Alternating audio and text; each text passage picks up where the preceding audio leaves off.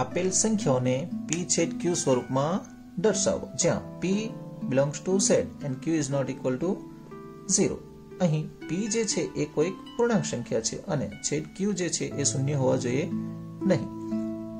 First તમને આપેલ છે 0.6 બાર જેને તમે 0.666 લખી શકો. ઓકે, હવે આ સંખ્યાઓ જે છે એને p છેદ q ફોર્મમાં લાવવા માટે અહીં તમને સાઇડ સ્ક્રીન પર 3 સ્ટેપ આપેલ છે, જે પૈકી પ્રથમ છે તમને આપેલ સંખ્યાને x ધારી પુનરાવર્તિત સંખ્યાને 2 વાર લખવું અને સમીકરણ 1 લેવું. સી તમને આપેલ સંખ્યા છે એને x લઈશું જેને આપણે 2 વાર લઈશું. પુનરાવર્તિત સંખ્યાઓ 666 છે જેને કેટલી વાર લઈશું 2 વાર અને એને નંબર 1 આપીશું.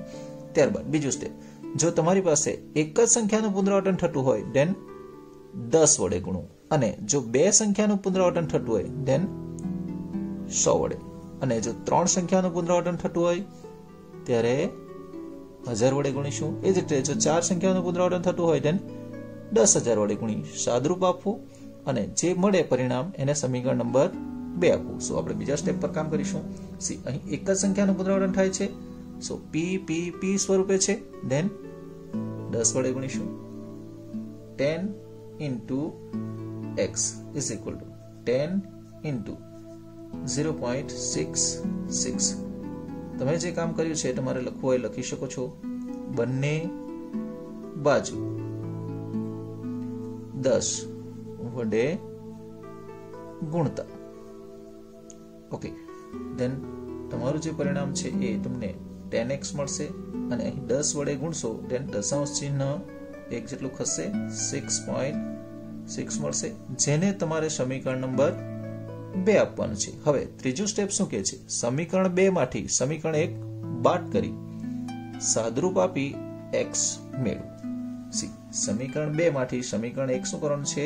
બાદ કરવાનું છે. સી સો સમીકરણ 2 માંથી સમીકરણ 1 બાદ કરતા 10x minus x થશે. એ જ રીતે 6.6 છે માંથી હવે અહીં દશાંશ ચિહ્ન પછી એક સંખ્યા છે, સો અહીં જ્યારે તમે કિંમત સિલેક્ટ કરો ત્યારે દશાંશ ચિહ્ન પછીની એક જ સંખ્યા લેવી. સો 0.6 થશે. Okay, then 9x is equal to 6 થશે. ઓકે, સાદરૂપ આપી x ની કિંમત મેળવીશું. સો 6/9 થશે. ગુણાકારમાં છે છેદમાં આવશે. સો x is equal to 3 cancel થશે. સો 2/3 મળશે. સો તમને આપેલ સંખ્યા જે છે એનું p છેદ q સ્વરૂપ 2/3 મળે છે. ઓકે, એ જ રીતે આપણે નેક્સ્ટ લઈશું. સેકન્ડ એક્ઝામ્પલ છે 0.63 બાર. બંને સંખ્યા પર બાર આપેલ છે. સો તમારી જે સંખ્યા છે એને તમે 0.636363 ફોર્મમાં લખી શકો. ઓકે, સી તમારું ફર્સ્ટ સ્ટેપ જે છે એ શું કહે છે? તમને આપેલ સંખ્યાને x ધારી પુનરાવર્તિત સંખ્યાને 2 વાર લખી સમીકરણ નંબર 1 લો. સી સો તમારી જે સંખ્યા છે એને આપણે x is equal to 0.63 એક વખત થયું, ત્યારબાદ 63 બે વખત લખ્યું, એને સમીકરણ નંબર 1 આપી દો. ઓકે, હવે બીજું સ્ટેપ, જો એક જ સંખ્યાનું પુનરાવર્તન થતું હોય ધેન 10 વડે, જો 2 સંખ્યાનું પુનરાવર્તન થતું હોય ધેન 100 વડે. સી અહીં તમે જોઈ શકો છો 63 બે સંખ્યાઓ છે, સો આપણે 100 વડે ગુણીશું. C 100 into x is equal to 100 into 0.6363. Okay, શું કાર્ય કર્યું છે તમે? બંને બાજુ 100 વડે ગુણતા. હવે 100 વડે ગુણવાથી તમને અહીં 100x is equal to 100 વડે જમણી બાજુ ગુણીશું ધેન પોઈન્ટ તમારું 2 એકમ જેટલું ખસશે. સી દશાંશ ચિહ્ન જે છે એ 100 વડે ગુણતા હોય 2 જેટલું ખસશે 63.63 થશે. ઓકે, એને સમીકરણ નંબર 2 આપો. ત્યારબાદ ત્રીજું સ્ટેપ, સમીકરણ 2 માંથી સમીકરણ 1 બાદ કરી સાદરૂપ આપી x મેળવો. સી, સમીકરણ 2 માંથી 1 બાદ કરતા સમીકરણ 1 માંથી સમીકરણ 2 બાદ કરીશું. C, 100x minus x is equal two 63.63 minus, હવે અહીં દશાંશ ચિહ્ન પછી કેટલી સંખ્યાઓ છે? 2. સો અહીં આપણે 2 સંખ્યાઓ સિલેક્ટ કરીશું. 0.63. Okay, now 99x is equal to 63 point પછીની સંખ્યાઓ છે નીકળી જશે. સો 63 જ મળશે. Then x is equal to 63 by 99. હવે તમારી પાસે અહીં અંશ અને છેદમાં પરસ્પર અવિભાજ્ય સંખ્યાઓ નથી. સો 63 ના આપણે અવયવ પાડી શકીએ. 7 તારી 21 તારી 63 અને 99 જે છે એને તમે 11 તારી 33 તારી 99 લખી શકો.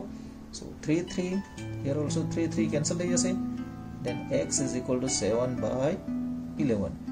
એટલે તમને આપેલ સંખ્યા જે છે એનું p છેદ q સ્વરૂપ 7/11 મળે છે, જ્યાં p જે છે એ z છે and q is not equal to 0 છે.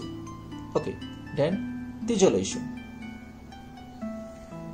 0.345 બાદ, જેને તમે 0.345 and 345 લખી શકો. ઓકે, હવે ફર્સ્ટ સ્ટેપ પ્રમાણે તમને આપેલ સંખ્યાને x ધારી પુનરાવર્તિત સંખ્યાને 2 વાર લખી સમીકરણ નંબર 1 લઉં.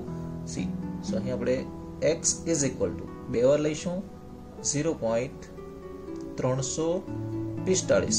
ફરી પાછું 345 પુનરાવર્તન થાય છે. સો 345 1 2 વાર થયું. ઓકે, જેને આપણે સમીકરણ નંબર 1 આપીશું. હવે જો PPP એટલે એક જ સંખ્યાનું પુનરાવર્તન થતું હોય then 10 વડે, 2 સંખ્યાનું પુનરાવર્તન થતું હોય then 100 વડે, 3 સંખ્યાનું પુનરાવર્તન થતું હોય then 1000 વડે. સી, અહીં તમે જોઈ શકો છો 345 3 સંખ્યા છે.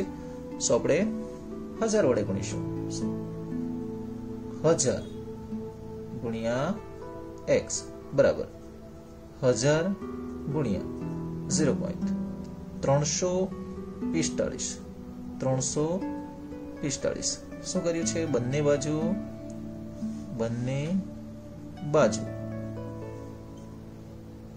1000 વડે ગુણતા. ઓકે, then 1000 x થશે. અહીં 1000 વડે ગુણીશું 3 દશાંશ સ્થળ જમણી બાજુ ખસશે. સો 345.345 થશે, જેને આપણે સમીકરણ નંબર 2 આપીશું. ઓકે, then થર્ડ સ્ટેપ, 2 માંથી 1 બાદ કરો અને x ની કિંમત મેળવો.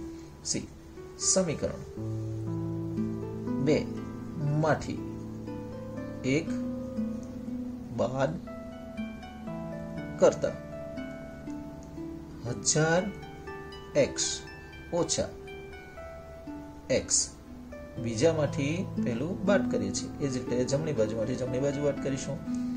345.345 માંથી અહીં દશાંશ ચિહ્ન પછી 3 સંખ્યા છે. સી, સો અહીં દશાંશ ચિહ્ન પછીની 3 સંખ્યાઓ લઈશું.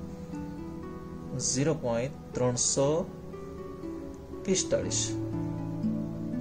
ઓકે, 0.345 લઈશું. નાઉ પોઈન્ટ પછીની જે સંખ્યાઓ છે સરખી છે, સો કેન્સલ જ થઈ જશે. સો અહીં તમને 345 45 મળશે બાદબાકી કરતા, અને અહીં 999 x થશે. સો x is equal to 345 and 999 થશે. Okay, C 5 4 9 3 12. સો 3 વડે ભાગ જશે, નીચે પણ 3 વડે ભાગ જશે. સો 3 into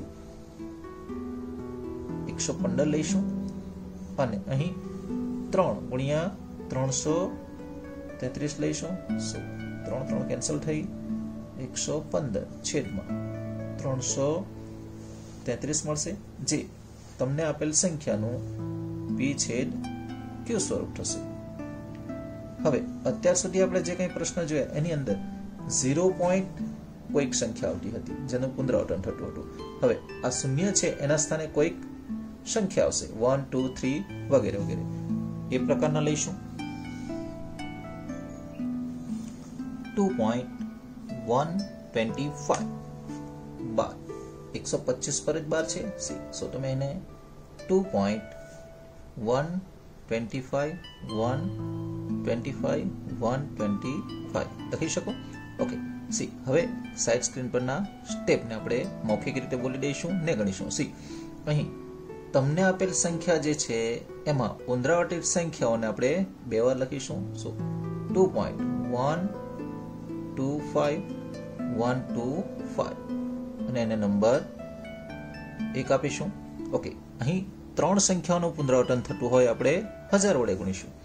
સો બીજા સ્ટેપ પ્રમાણે 1000 ગુણ્યા x થશે, અને 1000 ગુણ્યા 2.125 125 થશે. બંને બાજુ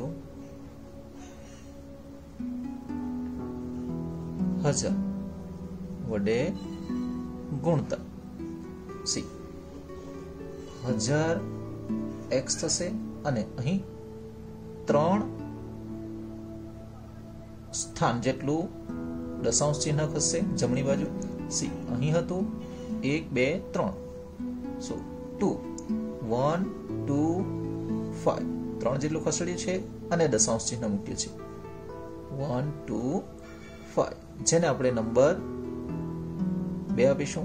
હવે 2 માંથી 1 બાદ કરીશું. સો સમીકરણ 2 માંથી સમીકરણ 1 બાદ કરતા સી 1000 x માંથી x બાદ કરીશું. એ જ રીતે 2125.125 છે, એમાંથી અહીં દશાંશ ચિહ્ન પછી કેટલી કિંમત છે 3. સો અહીંથી પણ આપણે 3 લઈશું. સી સો 2.125 થશે. સી 999 1000 માંથી 1 બાદ કરીશું. સો 999 થશે. અહીં પણ દશાંશ ચિહ્ન પછીના 125, અહીં પણ 125 છે. સો નીકળી જશે. 5 minus 2 3 થશે. 2 1 2 મળશે. સો અહીં x ની કિંમત 2123 છેદમાં 999 મળે છે. સી હવે અહીં આપણે 999 માંથી આપણને 3 મળી શકે. સી ઉપર 3 વડે જો ભાગ જતા હોય અથવા તો એક અવયવ 3 મળતો હોય તો આપણે ચકાસી લઈએ. 3 2 5 1 6 7 8 સરવાળો કેટલો થાય છે 8 થાય છે. સો 3 વડે જશે નહીં. સો આ જે તમારું સ્વરૂપ છે એ જ રાખીશું. p છેદ q તમને 2123 છેદમાં 999 મળે છે. ઓકે, નેક્સ્ટ લઈશું 0.47 બાર. સી અહીં ફક્ત 7 પર જ બારનું ચિહ્ન આપેલું છે. સો તમે 0.4777 લખી શકો. 7 નું જ પુનરાવર્તન કરવું. ઓકે, સો ફર્સ્ટ સ્ટેપ પ્રમાણે તમને આપેલ સંખ્યા છે એને x લઈ 0.4 પુનરાવર્તિત સંખ્યાને આપણે કેટલી વાર લખવી 2 વાર લખવી, અને એને નંબર 1 આપીશું. ઓકે, હવે અહીં એક જ સંખ્યાનું પુનરાવર્તન થાય છે, સો 10 વડે ગુણીશું, then 10 into x is equal to 10 into 0.477. બંને બાજુ 10 વડે ગુણતા, ઓકે, તમને અહીં 10x મળે છે is equal to 10 વડે ગુણવું તો એક દશાંશ સ્થળ જમણી બાજુ ખસશે, સો 4.77 મળશે, જેને નંબર 2 આપીશું. સી ત્રીજા સ્ટેપ પર આવી જઈશું. સમીકરણ 2 માંથી સમીકરણ 1 બાદ કરીશું. સમીકરણ 2 માંથી સમીકરણ 1 બાદ કરતા 10x minus x is equal to 4.77 minus, હવે અહીં દશાંશ ચિહ્ન પછી બે સંખ્યાઓ છે, સો અહીં બે સંખ્યાઓ સિલેક્ટ કરીશું, દશાંશ ચિહ્ન પછીની 2, સો 0.47, અહીં 9x મળે છે, બાદબાકી કરશું 0 થશે, 7 માંથી 4 3 થશે, સો 4.30 મળે છે. અહીં x બરાબર 4.30 છે. આપણે શૂન્ય ન લખીએ તો પણ ચાલે, અને આ 9 છે ને આપણે નીચે લઈ લઈશું, સો x is equal to 43 લઈશું, દશાંશ ચિહ્ન આપણે કાઢી નાખીએ છીએ, છેદમાં કેટલા આવશે 10 અને 9 ઓલરેડી આપણી પાસે છે, સો 43 બાય 90 થશે. હવે જો કોઈ અવયવ પાડતા કેન્સલ થતા હોય તો કેન્સલ કરવા, અધરવાઇઝ ન થતા હોય ધેન એ જ રાખવા. અહીં કોઈ કેન્સલ થશે નહીં, સો તમારો આન્સર 43/90 થશે. ઓકે, ધેન નેક્સ્ટ લઈશું 0.001, 3 પર 12 છે, સો એને તમે 0.001 લખી શકો. ઓકે, સો ફર્સ્ટ પ્રમાણે તમને આપેલ સંખ્યા છે એમાં પુનરાવર્તિત થતા અંકોને 2 વાર લખવું, સો x is equal to 0.001 number 1 આપીશું. હવે બીજા સ્ટેપમાં 3 સંખ્યાઓનું પુનરાવર્તન થાય ધેન 1000 વડે ગુણીશું, સો અહીં પણ તમારે 3 સંખ્યાનું પુનરાવર્તન થાય છે, સો 1000 વડે ગુણીશું. 1000 ગુણ્યા x બરાબર 1000 ગુણ્યા 0.001 બંને બાજુ